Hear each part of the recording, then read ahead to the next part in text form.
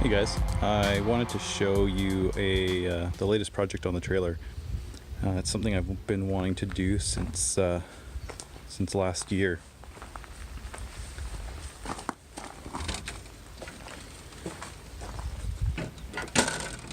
So just just in time for summer camping, I've installed a diesel heater.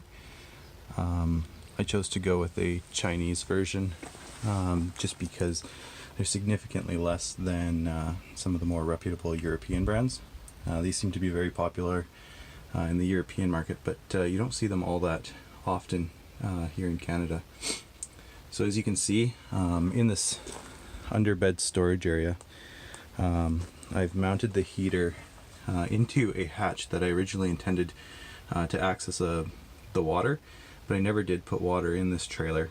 And if I ever do decide to, I can still probably figure out where best to mount the tank. So for the time being, I've mounted the heater into that access panel. And one of the reasons for that too is if I ever decide to take the heater out or it fails and I don't feel like replacing it, I can remanufacture that hatch or somehow otherwise easily patch it versus drilling kind of majorly into the trailer itself. So the air intake is on this far other side of the hatch here. I figure it's kind of a good, safe, closed off location. I have ventilated this under bed storage area with 2.5 inch openings on either side. I will have to buy some vent covers for those just to finish it off nicely. To kind of complement this, I did have to replace the battery on the trailer, so I just chose a Group 24 deep cycle, just a standard lead acid battery. I previously had the same AGM battery that the Jeep has, but because I did dual battery setup in the fall in the Jeep, I harvested that battery for that project. Let's get this thing all started up. So I'm just going to turn on the master power to the trailer. And you'll probably be able to see here that the LCD is illuminated. Now, I also received this remote control with the with this kit, and that's another thing that's kind of nice about these Chinese heaters is they come with kind of a lot more gear than some of the more reputable name brand ones, which just have more simplistic controls.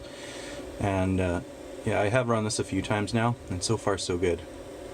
So you can see it's kicked on now, the fan on this is running, and there's a little red icon kind of in the middle of the heater picture, and it indicates that the glow plug's warming up. Now this will also be my first time running the heater with the bed closed. I really want to do that to see how loud it would be. So I'm going to pause the video here. Hi guys, so the heater's been running for a minute now. That's a clock and it restarts every time the power is reset to the heater. And as you can see, the fuel pump just turned on. That's the other icon sitting there in front of the fan.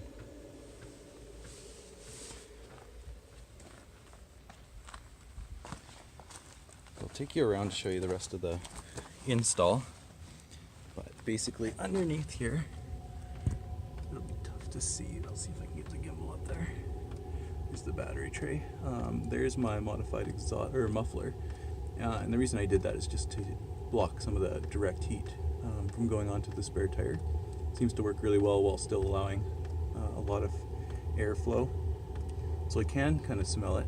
It's not very smoky or anything right now. I'll bring you around to the other side to see if we can see the install a little bit better.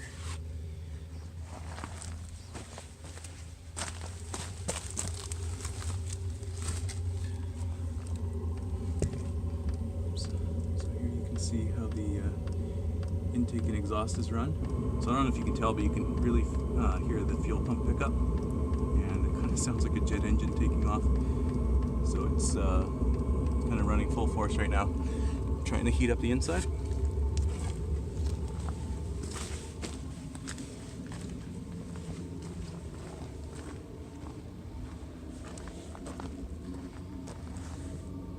And I'll just just bring you around to the front of the trailer. And this is actually where I've installed the diesel tank. I did drill 2 bolt holes and put some nutserts in there just to mount the tank, and then to prevent any kind of vibration, I just added a couple zip ties just to be on the safe side.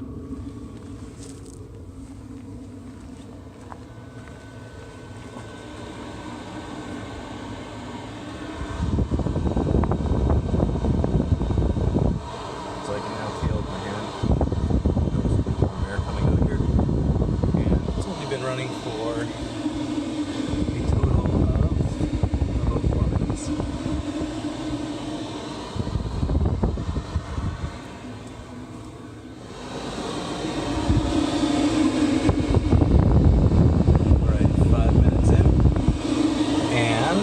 Gone to the shop and actually grabbed my infrared thermometer here, and this will probably be hard to read, but we'll see. So yeah, it's coming through at 65 degrees already.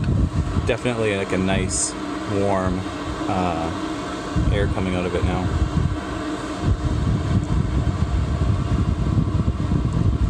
So this will be the first time I've also run the heater with the bed down, like I said. It's also the first time with that heat shield. So the reason I built that heat shield was simply because the outside of the furnace ducting that I used for this got quite hot, and I just didn't want to risk either burning myself or potentially melting plastic. I couldn't get a really good reading on it because it was reflective, and I think these things have a problem with reflective surfaces. But I would imagine that it was probably close to 80 to 100 degrees. Alright, so I've popped open the storage hatch again. Again, this is just as kind of new for me as it is a show on you. But basically, yeah, like I said, the heater's kicked down. I'm going to try to get a read off of this black part of the pipe coming directly out of the heater. It's only showing 60 degrees or so. I can kind of easily touch it, but this part of the steel feels much warmer. Let's see if it'll take a read off that. Yeah, no, see, it only thinks it's 30 degrees, but it's way hotter than that. But I'm really impressed by this heat shield, because so far it's barely warm on the other side, and there's hardly any air gap. So this will be good. Keep my totes and stuff like that from melting if we're running the heater. Now this itself never gets very hot because you have the cold air running through it. So now at 13 minutes, and it's just been kind of in a steady maintenance mode. And yeah, you can see that it stays pretty consistently right around 80 degrees for the air coming out of the vent itself. So it definitely is warm to try touch this. Can't hold your hands there for very long.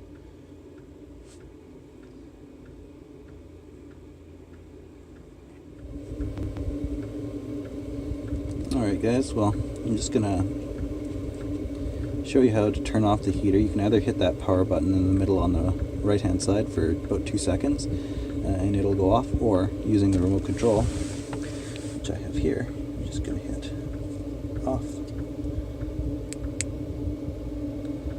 So you can see now the heater's gone off. It doesn't turn off right away. The glow plug comes back on. The fuel pump's even still pumping, going through its special shutdown process. The fan's kicked up a bit. So what I think this is doing is it's kind of slowly kind of cooling down that combustion chamber, and then it will keep circulating the fan until I think about 2 of those bars are there. So it does kind of its own cool down cycle, which is pretty cool. Now I know a lot of people say that you have to run this heater on high before shutting it down, just to try burn out the carbon buildup, any combustion buildup, which I have been doing every kind of other time using the heater. So we'll have to see in the long run how it goes, if that ends up being a problem or not.